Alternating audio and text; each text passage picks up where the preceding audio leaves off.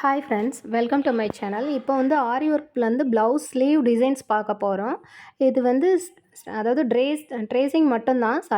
Tracing மட்டும்தான். இதில் நான் பார்ட் 2ல் வந்து வீடியோஸ் வந்து கண்டினியூ பண்ண போகிறேன்.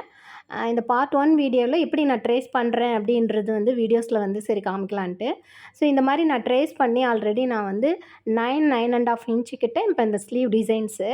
ஸோ அதை நான் வந்து மார்க் பண்ணியிருக்கேன். அந்த ஹைட்டு 9.5 இருக்கும். 9.5 மேக்ஸிமம் இருக்கும்.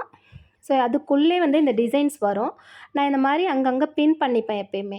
ஸோ இந்த மாதிரி நீங்களும் இந்த மாதிரி கொஞ்சம் நகராமல் இருக்கும் டிசைன்ஸு, அந்த மாதிரி நீங்கள் பின் பண்ணிக்கிட்டு அதுக்கப்புறம் நீங்கள் கொஞ்சம் ஃபஸ்ட்டு டிசைன் கரெக்டாக உட்காந்துருக்கா, சென்ட்ரல்லாம் கரெக்டாக இருக்கா அப்படின்னு பார்த்துக்கிட்டு அதுக்கப்புறம் ட்ரேசிங் ஷீட்டை வந்து உள்ளார வச்சுக்கோங்க.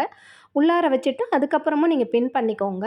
ஸோ நான் இதுக்கப்புறம் வந்து இந்த டிசைன்ஸ்லாம் வந்து நான் ட்ரேஸ் பண்ணுறேன். உங்களுக்கு வந்து நல்லா ட்ரேஸ் பண்ணுறது வந்து டிசைன்ஸ் தெரியலனாலுமே லாஸ்ட்டாக உங்களுக்கு தெரியும் வீடியோஸில். நான் ஏன் வந்து பார்ட் 1, பார்ட் 2ன்னு கொடுக்குறேன்னா, ஏன்னா இந்த நான் ட்ரேசிங் மெத்தட் வந்து உங்களுக்கு இன்னும் டைம் ஆகும். ஸோ வீடியோஸ் வந்து கவனிக்க மாட்டீங்க. இன்னும் என்ன சொல்ல வரேன்னா, நீங்கள் ட்ரேசிங் பண்ணும்போது எப்பயுமே வந்து பொறுமையாக பண்ணுங்கள். அதே மாதிரி இந்த மாதிரி ட்ரேசிங் ஷீட்டில் பண்ணுறதுனாலுமே உங்களுக்கு ஈஸியாக ஆகிடும். ஒரு டிசைன்ஸ் வந்து பண்ணும்போது ஒரு கஸ்டமர் கேட்குறாங்கன்னா அந்த டிசைன்ஸ் வந்து நம்ம அப்படியே வந்து ட்ரேசிங் ஷீட் ஃபுல்லாக வந்து ஸ்லீவ் ஹைட்டுக்கு தகுந்த மாதிரி தான் நம்ம பண்ண முடியும். ஸோ அதை நீங்கள் வந்து எந்த அளவுக்கு ஹைட் இருக்கோ அதை மார்க் பண்ணிவிட்டு அதுக்குள்ளே அந்த டிசைன்ஸ் வர மாதிரி பண்ணிவிடுங்க. நான் வந்து அந்த ஃப்ளவர் டிசைன்ஸ் தான் வரும். அதாவது ஃப்ளவர், அந்த கொடி, லீஃபு அந்த மாதிரி தான் இருக்குது அந்த டிசைன்ஸு. ஸோ நான் அதை அப்படியே வந்து ட்ரேஸ் பண்ணியிருக்கேன். ட்ராயிங் பண்ணியிருக்க மேலேயே நான் வந்து ட்ரேஸ் பண்ணிகிட்ருக்கேன். சும்மா நார்மல் பென்சில் இருக்கு இல்லையா, அதையே வச்சுட்டு நீங்கள் கொஞ்சம் ப்ரெஷர் கொடுத்தீங்கன்னா போதும். அது ஆட்டோமேட்டிக்காக கீழே வந்து நல்லா ட்ரேசிங் ஆகிடும், டிசைன்ஸ் கவர் ஆகிடும். இது வந்து இதே மாதிரி தான் எல்லாமே ட்ரேஸ் பண்ண போகிறோம். ஸோ இது வந்து ஒரு ஐடியாக்காக நான் வந்து இந்த வீடியோஸ் வந்து எடுத்திருக்கேன். ஸோ இதை நீங்கள் வந்து கடைசி வரலையும் பாருங்கள். அந்த டிசைன்ஸ் எல்லாமே நான் அப்படியே வந்து கொஞ்சம் நல்லா ப்ரெஷர் கொடுத்து அழுத்தம் கொடுத்து நான் வந்து அப்படியே வந்து ட்ரேஸ் பண்ணிகிட்ருக்கேன். இந்த டிசைன்ஸ் வந்து த்ரெட் ஒர்க் வரப்போகுது. ஆனால் நான் அந்த பார்டர்லேயும் வந்து ஒர்க்கை வந்து பண்ண போகிறேன். ஸோ பார்டரையும் சேர்த்து கவர் பண்ணுற மாதிரி தான். ஸோ இந்த டிசைன்ஸு உங்களுக்கு பார்ட் 2 வீடியோஸ் வந்து கண்டிப்பாக இது வந்து பாருங்கள். உங்களுக்கு ஐடியா கிடைக்கும். ஒரு பிகினராக இருந்தீங்கன்னா தாராளமாக இந்த ட்ரேசிங் ஷீட்டும் நான் வந்து வேணும்னா சொல்லுங்கள். அந்த ட்ரேசிங் ஷீட் வந்து ஃபோட்டோ வந்து ஷேர் பண்ணுறேன் நான். இப்போ பார்த்தீங்கன்னா நான் அதை அப்படியே கொஞ்சம் கொஞ்சமாக தான் நான் பண்ணுறேன். ஃபஸ்ட்டு வந்து சென்டரை எடுத்துக்கோங்க. சென்டரில் வந்து கண்டிப்பாக வந்து ட்ரேசிங் பண்ணிவிட்டு அடுத்தடுத்த மூவ்மெண்ட்டு பாருங்கள். ஏன்னா அப்போ தான் நம்ம எதை பண்ணுறோம் பண்ணலன்னு தெரியும்.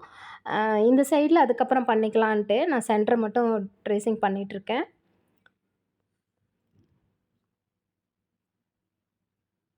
நான் எவ்வளோ பொறுமையாக பண்ணுறேன்றது உங்களுக்கு தெரியணுன்றதுக்காக தான் வீடியோஸ் வந்து இது.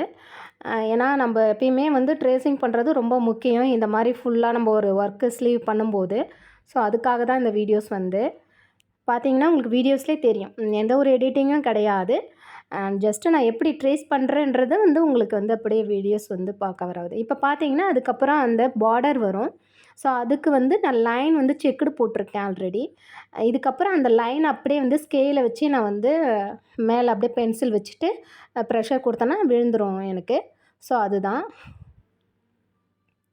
ஸோ எப்பயுமே ஒரு ஸ்லீவ் முடியுதுன்னா நீங்கள் அந்த சுற்றளவுக்கு முன்னாடி ஒரு 1/2 இன்ச்சு வந்து கம்மியாக வந்து டிசைன்ஸுமே ட்ரேஸ் பண்ணணும் நீங்கள். அது எப்பயுமே கவனம் வச்சுக்கோங்க. நான் 1/2 இன்ச்சுக்கு உள்ளார தள்ளி தான் டிசைன்ஸ் முடிப்பேன்.